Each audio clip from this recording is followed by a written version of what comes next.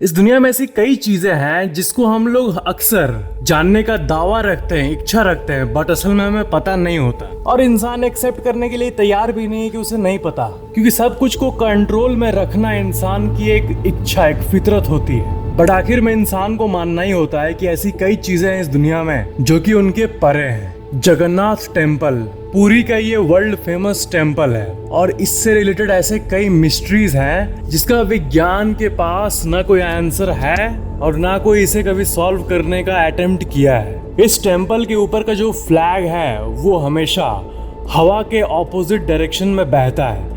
मतलब हवा अगर इस तरफ बह रहा है तो फ्लैग भी ऑफ कोर्स उसी साइड बहना चाहिए, बट ये विंड के ऑपोजिट डायरेक्शन में बहता है। दूसरा वंडर है इसका सुदर्शन चक्र। इसका चक्र इस तरह डिजाइन किया गया है कि आप कहीं से भी इसको देखो ये आपको अपने तरफ ही फेस किया हुआ दिखेगा। ये कोई एंशिएंट इंजीनियरिंग है या फिर क्या है ये तो लोगों को नहीं पता, but it's really amazing.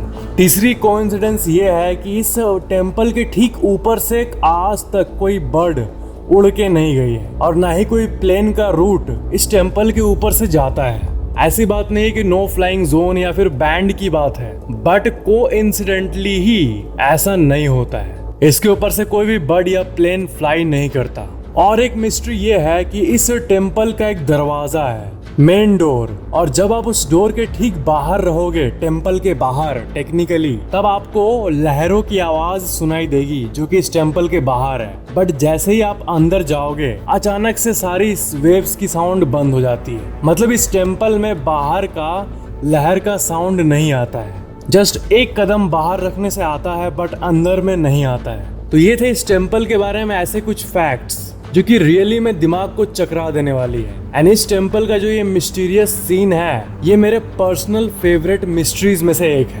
Video को लाइक शेयर एंड कमेंट जरूर करना और चैनल को सब्सक्राइब करके बेल आइकन जरूर ऑन कर लेना।